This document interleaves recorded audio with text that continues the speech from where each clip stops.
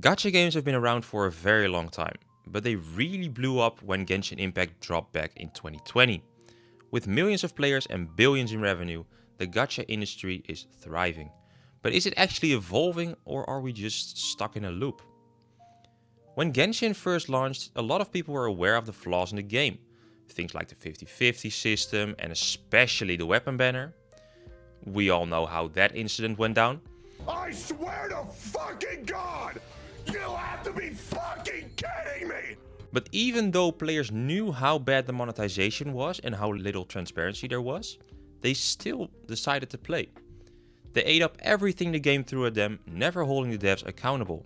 And since no one pushed back, MiHoYo just got away with it. To be fair, most people were stuck at home during the pandemic, and Genshin was an easy way to kill time. But as the industry grew more and more gacha games started to pop up, players including myself started realizing how stagnant Genshin had become. The combat, endgame and story have all gotten progressively worse over time. At this point, I don't think anyone can deny that even when looking at revenue, Genshin is in the worst spot it's ever been. There's been a ton of controversy around character designs, the story, and especially how they're handling Netland, the so-called Nation of War. The new area in 5.5 looks great, don't get me wrong, but I doubt that's gonna change anyone's opinion on Netland. Almost 2 years ago, Hoyo released a new game called Honkai Star Rail. A turn-based game that at launch felt like a breath of fresh air. I might be a little biased here, but I believe Belobog is the best story arc Hoyo has ever released. The combat was fun, engaging and a much needed break from Genshin's daily min picking. At least, that's how it felt at first. Lately though, Honkai has been getting a lot of criticism and for good reason. Leaks about caster risks, global revive, power creep, HP inflation and the classic create the problem, sell the solution tactic are all valid points of criticism. If they actually implement the global revive, I think that will be the breaking point for a lot of players. Hoyo is trying to squeeze every dollar out of the game, which, to be fair, makes sense when you look at Genshin's revenue recently. But hiding a global buff behind a paywall? That's not just predatory. It's setting a dangerous precedent for all gacha games to come. We've seen it happen before with the 50-50 system in Genshin, which became the gold standard for basically every big gacha game since.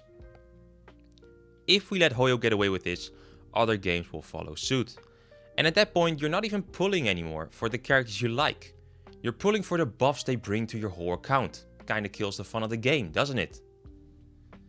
Then there's Zenless Zone Zero.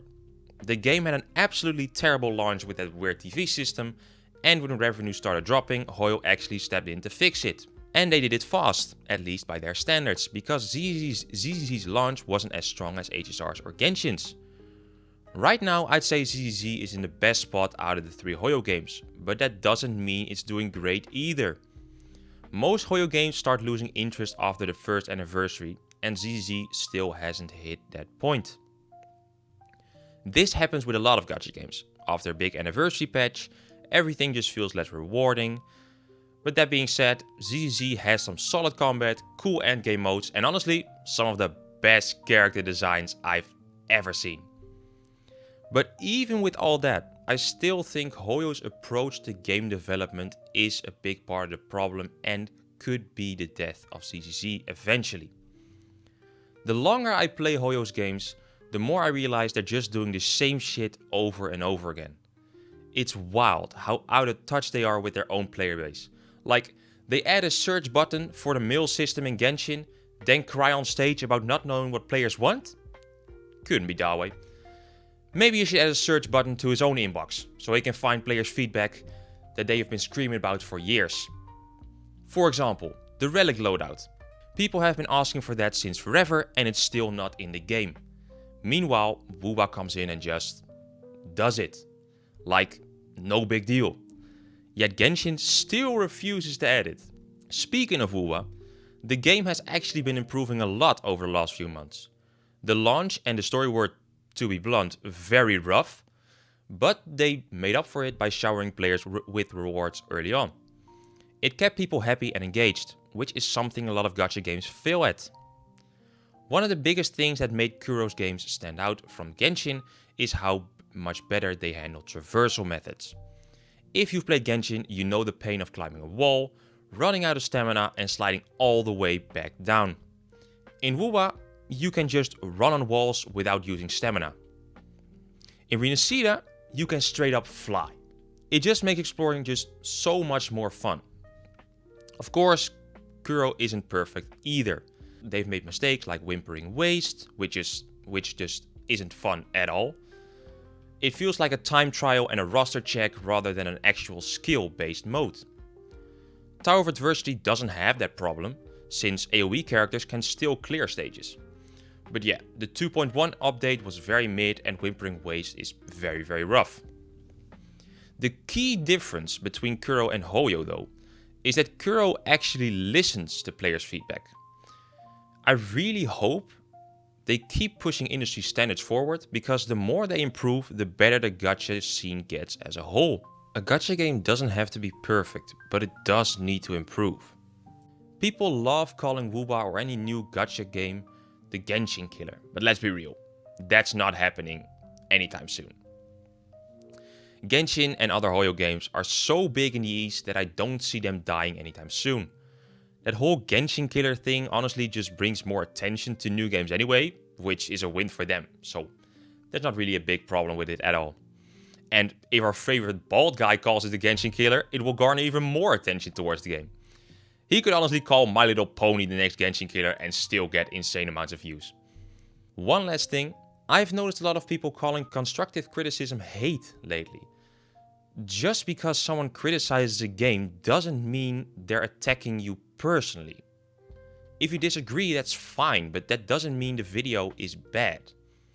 The whole point of these videos is to spark debate and hopefully push games in a better direction. As Winston Churchill once said, criticism may not be agreeable, but it is necessary. It fulfills the same function as pain in the human body. It calls attention to an unhealthy state of things. Criticism is how we get change. So, back to the main question. Are gacha games evolving or stuck in a loop? I think we can all agree that they've improved over time. But at the same time, we're still running in circles. Hoyo keeps making new games instead of improving the ones they already have. They introduce features in new games that players begged for in older ones, making people feel like they have to start fresh just to get basic quality of life updates. That said, I do think more and more people are starting to speak up when they're being wronged, and that makes me hopeful for the future of gacha gaming. Speaking of the future of gacha gaming, my hope for the future is that we as a community push for better games instead of defending things that don't benefit us at all. And also, maybe let's not be so quick to judge each other, just because we don't share the same opinion. As Abraham Lincoln once said, I don't like that man. I must get to know him better. Try seeing things from someone else's perspective. Not everyone has infinite time on their hands to grind a single game. People have jobs, families, and lives outside of this space. And honestly, I encourage you all to broaden your gaming experience. Don't be afraid to try different games to see what it's like on the other side. Don't settle for less.